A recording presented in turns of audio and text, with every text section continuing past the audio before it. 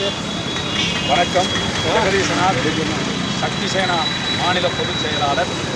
இன்றைக்கு தமிழகத்திலே ஆரம்ப கல்வி முதல் உயர்கல்வி வரை இந்தி மொழியை கட்டாய பாடமாக கொண்டு வர வேண்டும், மூன்றாவது மொழியாக மும்மொழி கல்வி திட்டத்தை அமல்படுத்திட வேண்டும் என்று சொல்லி இங்கே எங்கள் அமைப்பின் சார்பாக ஆர்ப்பாட்டம் நடத்தி கொண்டிருக்கிறோம்.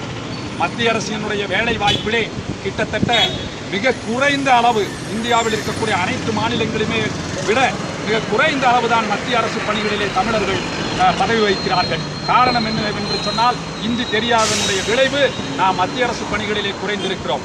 ஏதோ மொழி ரீதியாக இந்த மக்களை பிளவுபடுத்தி இந்த நாட்டை திராவிட முன்னேற்றக் கழகம் கைப்பற்றினார்கள். அரசியல்வாதிகள் மொழி ரீதியாக மக்களை பிளவுபடுத்தியதன் காரணமாகத்தான் இன்றைக்கு அண்டை மாநிலத்திற்கும் நம்முடைய மாநிலத்திற்கும் ஒரு வேற்றுமை உணர்வு ஏற்பட்டிருக்கிறது. இந்தி என்பது இந்த நாட்டினுடைய தேசிய மொழி. ஆங்கில மொழியை இனிப்பு மொழியாக ஏற்றுக்கொள்ளுகிறோம். அரபு மொழி கட்டாயமாக ஆட்சி மொழியாக கொண்டு வரவேன் என்று தேர்தல் அறிக்கையிலே மு.க. ஸ்டாலின் அவர்கள் சொல்லியிருக்கிறார்.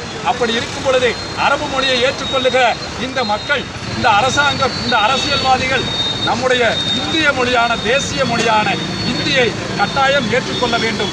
ஆகவே ஆரம்ப கல்வி முதல் இந்த பாடத்திட்டத்திலே இந்தியை கொண்டு வர வேண்டும், மூன்றாவது பாடமாக என்று சொல்லுகிறோம்.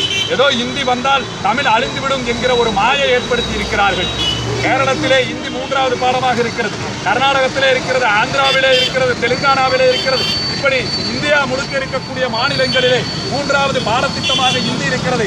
அங்கே கன்னடம் அழியவில்லை, மலையாளம் அழியவில்லை, மாறாக அவர்கள் வளர்ந்திருக்கிறார்கள். பொருளாதார ரீதியாக அவர்கள் வளர்ச்சி பெற்றிருக்கிறார்கள். ஆகவே தமிழகத்திலே மூன்றாவது மொழி பாடமாக இந்தியை கட்டாயமாக கொண்டு வர வேண்டும் என்று சொல்லி எங்களது சக்தி சேனா அமைப்பின் சார்பாக கேட்கிறது.